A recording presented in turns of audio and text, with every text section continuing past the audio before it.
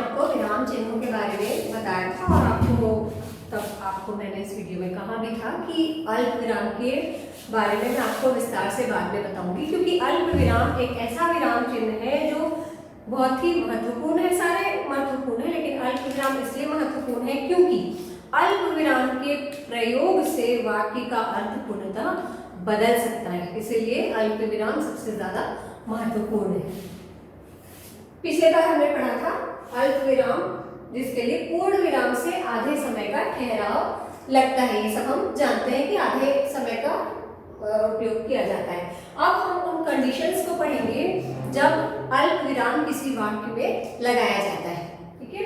जिसमें से पहला है जब वाक्य में दो से अधिक समान पद या वाक्यों में और, तथा, व आदि हो, ठीक है। क्या?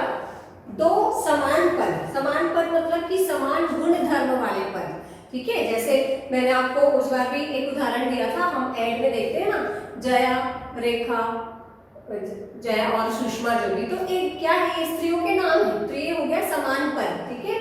उदाहरण के लिए हम यहाँ देखते हैं राम सुंदर, सुशील, दयालु और बलशाली थे, ठीक है। यहाँ पर हमको ये चीज ध्यान रखना है कि हम समान पदों के मान लो चार पांच शब्द लिख रहे हैं, तो हमको अंतिम दो शब्दों के बीच में और, तथा इस तरह के शब्द लगाने हैं। इसी तरह देखिए, एक चीज मैं आपको बता दूं इसके पहले कि ये जो विराम चिन्ह है या हिंदी भाषा के किसी भी व्याकरण को समझने के लिए कुछ नियमों को याद रखिए। बस यहाँ पर आपको जो नियम मैं बता रही हूँ सिर्फ नियम है, ये आपको अक्षरशः याद नहीं रखने हैं, ये आपको सिर्फ दिमाग में बिठाना है कि भाई कहाँ पे हमको विराम चिन्ह लगाना है। ये आपको रटने की कोई जरूरत नहीं, नियम को रटना नहीं पड़ता, ठीक है। नियम को सिर्फ ध्यान में रखना पड़ता है ताकि आपकी वर्तनी शुद्ध हो, आपकी भाषा शुद्ध हो। तो देखते हैं कि अल्प विराम और किस कंडीशन में हमको काम करता है। दूसरा है ऐसे दो वाक्य जिनका एक दूसरे से संबंध हो, ठीक है। दो वाक्य हैं लेकिन दोनों एक दूसरे पे आश्रित है, डिपेंड। हमको पहले वाक्य की जो अपूर्णता है उसको अगले वाक्य में पूरा करना है। उदाहरण के तौर पे देखेंगे, रानी बहुत दुखी थी, उसके हिंदी में कम अंक जो आए थे, ठीक है। तो ये यहाँ क्या है, दो वाक्य है कि रानी बहुत दुखी थी। क्यों दुखी थी? क्योंकि उसके हिंदी में कम अंक आए थे। हम ऐसा भी बोल सकते थे कि रानी बहुत दुखी थी क्योंकि उसके हिंदी में कम अंक आए थे, लेकिन हमने यहाँ पर क्योंकि प्रयोग न करके एक अल्प विराम से ही इस वाक्य को पूर्ण कर दिया है। तो यहाँ पर हम दूसरे शब्दों के बजाय केवल एक अल्प विराम से उस वाक्य को सार्थक कर सकते हैं। तीसरा नियम आप देखेंगे, दी गई संज्ञा या सर्वनाम के विषय में सूचना के रूप में आने वाली संज्ञा के पहले और बाद में, तो इस चीज को आप अंडरलाइन करिए कि विषय में सूचना के रूप में। कैसे? उदाहरण से समझते हैं। राम, फिर अल्प विराम, अयोध्या के राजा, है ना। यहाँ हमने लिखा है नियम में कि दी गई संज्ञा या सर्वनाम के विषय में सूचना के रूप में। तो यहाँ पर हमने जो संज्ञा लिखी है राम, उसके लिए हम सूचना दे रहे हैं कि भाई कई दुनिया में बहुत सारे राम हैं, लेकिन हम किस राम के बारे में बात कर रहे हैं उसकी सूचना हमको उस वाक्य में देना है। किस राम के बारे में? जो अयोध्या के राजा थे, उस राम के बारे में, एक दयालु व्यक्ति, ठीक है। तो सूचना के रूप में यहाँ पर राम की सूचना क्या है कि कौन सा राम?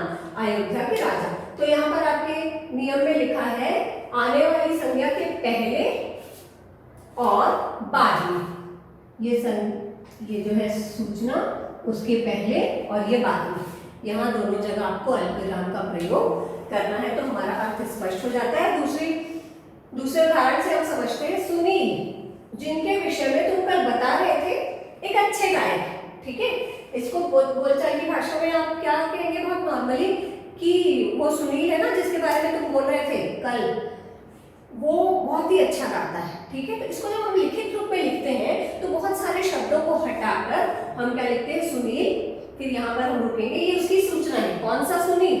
जिनके विषय में तुम कल बता रहे थे, फिर अल्प विराम, एक अच्छे गायक है, ठीक है। तो दी गई सूचना के पहले और बाद में हमको अल्प विराम लगाना पड़ेगा, ये इसका नियम कहता है। अगला, यदि वाक्य के बीच में पर, इसी, वाक्य के बीच में ध्यान रखिएगा, पर, इसी से, इसलिए, तो, किंतु, परंतु, क्योंकि, अतः, जिसमें, तथापि, ऐसे शब्द यदि होते हैं तो उनके पहले अंतर्विराम लगता है। ठीक है, समझ गए?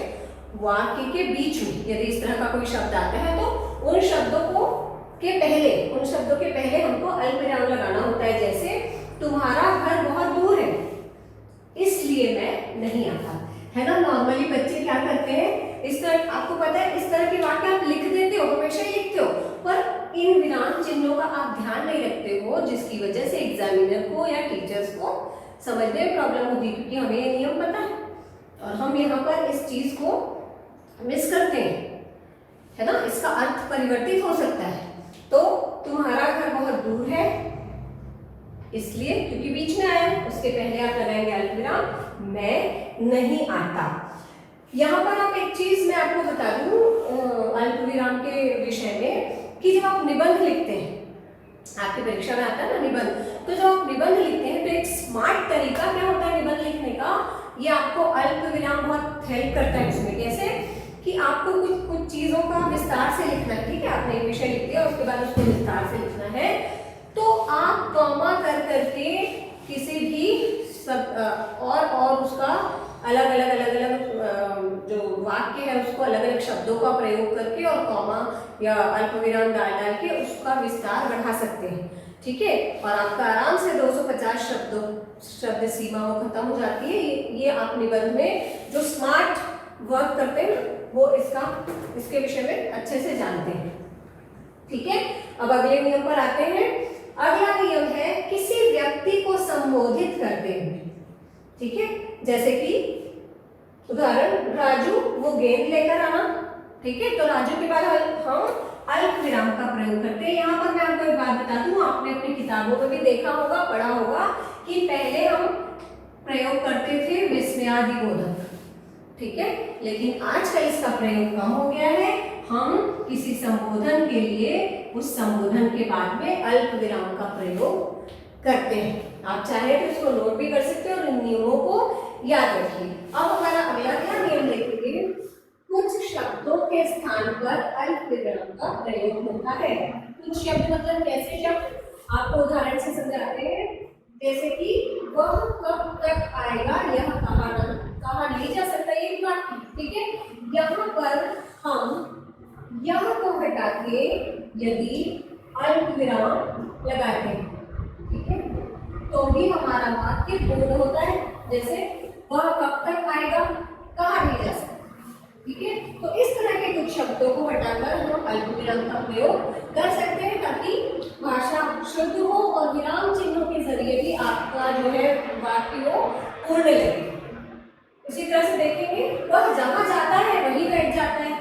इसको हम वही को हटा के यहाँ पर यदि विराम चिन्ह लगाते हैं अल्पविराम, तो भी देखिए आपका जो वाक्य है वो पूरा कंप्लीट लगता है। जैसे वह जहां जाता है बैठ जाता है ना। तो इस तरह से कुछ शब्दों को हटाकर कुछ शब्दों को रिप्लेस करके हम विराम चिन्हों का प्रयोग कर सकते हैं और करना चाहिए। अपने लेखनी को इफेक्टिव बनाने के लिए, इम्प्रेसिव बनाने के लिए हमको विराम चिन्ह, जो ये विराम चिन्ह है, हमको बहुत सहायता करते हैं।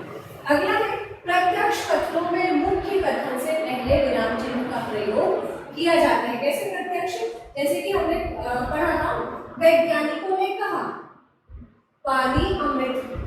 ठीक है, यहाँ पर वैज्ञानिकों ने कहा के बाद में हमने योजक चिन्ह में पढ़ा था कि हम योजक चिन्ह भी लगा सकते हैं, लेकिन यहाँ पर आप अल्पविराम का प्रयोग भी कर सकते हैं। और क्या कहा था, ये प्रत्यक्ष कथन है, मतलब हम वैज्ञानिकों की तरफ से ही लिख रहे हैं। प्रत्यक्ष कथन का मतलब कि उन्हीं की तरफ से हम एज इट इज उनके शब्दों को, उनके वाक्यों को उठाकर रख रहे हैं। तो जैसा मैंने पहले बताया है कि यहाँ पर दोहरा उदाहरण चिन्ह का प्रयोग भी होगा। तो प्रत्यक्ष कथनों में मुख्य कथन, ये मुख्य कथन है, इसके पहले हम विराम चिन्ह का प्रयोग करेंगे। अगला है हाँ, नहीं, बस, सचमुच, अच्छा, अतः, वस्तुतः जैसे शब्दों से शुरू होने वाले वाक्यों में कई वाक्य ऐसे होते हैं जिनमें जिनको इन शब्दों से शुरू किया जाता है। ठीक है, तो ये शब्द जो है उनके पहले हम बहुत बार आप लोगों ने ये भी देखा होगा कि इनके बाद भी विस्मयादिबोधक चिन्ह का प्रयोग होता था, लेकिन अब लेखनी को मजबूत बनाने के लिए इसमें विराम चिन्ह अल्प विराम का प्रयोग ज्यादा अच्छा माना जाता है। जैसे नहीं, मैं नहीं जानती, है ना, बस इतनी ही चाय मिलेगी, अच्छा तो मैं चलता हूँ। तो इन सब शब्दों के बाद में आपको अल्प विराम का प्रयोग करना चाहिए।